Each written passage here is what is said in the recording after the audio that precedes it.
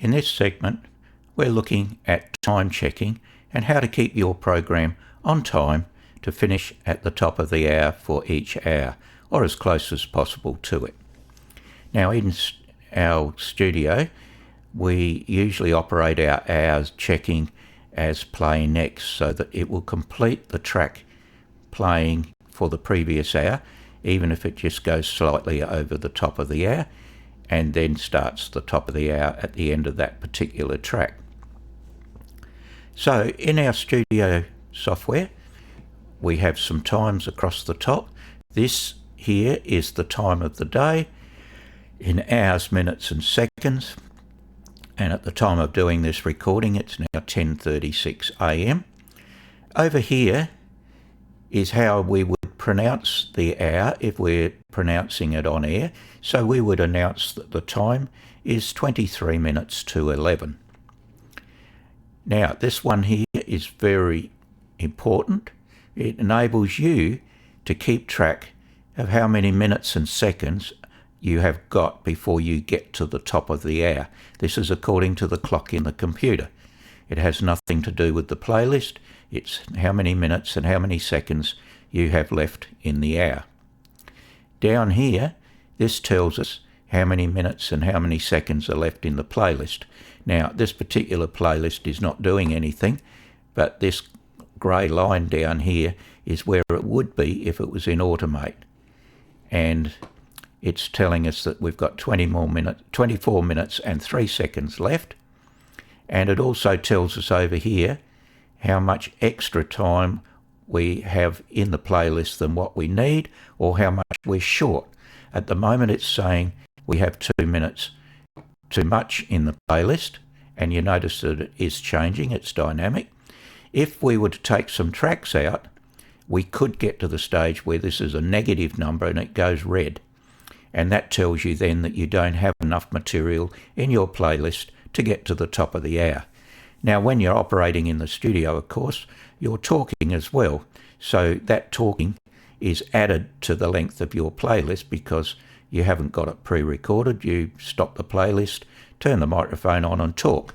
And Station Playlist Studio doesn't know how long you've talked. It only knows what the time is on the computer clock. Now over here, with the last upgrade of Station Playlist in November, they've changed this column here to be time, not time scheduled. Now, the interesting thing is, as it's sitting there like that, it is the time scheduled because the playlist is not playing and it hasn't been played since I've loaded it, and I told it it's in the 10 a.m. hour. So we're now 40 minutes into the hour, nearly, and we haven't played anything. So if I was to tick this track here and this track here, and I'll do the next one down, you'll see something very interesting when I hit play. This time here will change. So it's actually changing to the time that that track actually started, not the time we ask it to start in the playlist. And this one here is now the time that this particular track started. And the interesting thing is that down here, all of these times have changed because it now knows the actual time that that track started, and it's added up or worked out the times that each of these tracks will start. And this happens every time a track starts playing. The next one down here, when it starts playing, it will adjust to its actual time. So I'll actually stop it now so that it's not playing in the background. And the interesting thing here is that we now are showing up as some times that are past 11 o'clock. In fact, most of the playlist is past 11 o'clock because we've done something that normally wouldn't happen in the studio. We've actually started 40 minutes into the hour.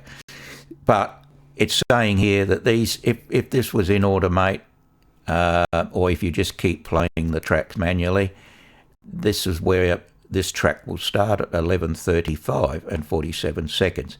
So because our hours are set up, our time checking is set up for play next, these would not get played if it was in Automate, because these are times that would be in the next hour. So this is how you keep track of your times. And the important thing is, if this goes red, it means that you don't have enough material in here to actually get to the top of the hour. Now, we have had presenters on the odd occasion actually leave the studio at the end of their shift with not quite enough material in the hour to get to the top of the hour. This is not fatal, because Studio is a very intelligent device, and if it doesn't get to the top of the hour, it will do what we call top-ups. Now, top-ups means that, say this track is played and it's still, say, 5 minutes short of getting to the top of the hour when this track is finished, it will add a top-up, and you'll see it in here. It'll add a random track, usually from the 80s in the case of Tracks FM, and over here the genre, it actually shows it as a top-up, I think over here somewhere in one of these columns. So, and if that track doesn't take you to the top of the hour, it will do another top-up. As long as it's in Automate, it will do top-ups. Top-ups will not occur when you're in manual. So if you were to leave the studio and you've ticked all of these tracks, it will stop when this last track finishes, because it's not in Automate, it's in manual, and it's run out of material. So we'll just sit there in silence, waiting for the top of the hour to come over. And of course, again, because it's not in Automate, it won't jump to the hour. So normally, if you leave the studio, you would put it in Automate, and it will then keep going. It will go for days and days and weeks and months. As long as we keep supplying it with playlists, the station will keep playing music, and all the spots and everything as well. So that's how your time checking works. It's very polite if you can actually make sure you've got enough material in the hour when you leave, by checking to make sure that it will make it through to the hour, because it will do top-ups.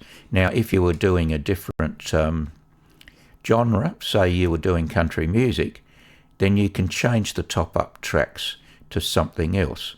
But if you don't change it, or it doesn't get changed, then it'll top up with an 80s track in the case of Tracks FM. So that's your time checking. It's how you keep an eye on it. If you practice it, after a few sessions, it'll become Automate. It'll become automatic to look at what's happening up here, look at this, and see how this compares with this. Now, if you were to look at, say, the breakfast program, which is in Automate, and John has voice tracked it, you'll see that the voice tracking makes it almost get to the top of the hour at the correct time. And there's some techniques it uses, because it's got the whole hour. It can speed up or slow down the track so that it gets to the top of the hour at the correct time. And you will see, if you walk into the studio, that this time and this time are very, very close, within a few seconds. And that's how it does it in Automate. So that's time checking. Practice what it does. Station Playlist does a lot to help you produce your hours, and this is one of them. And it just means that you won't get any surprises when it gets to the top of the hour, or tries to get to the top of the hour, and it doesn't have enough material to get there.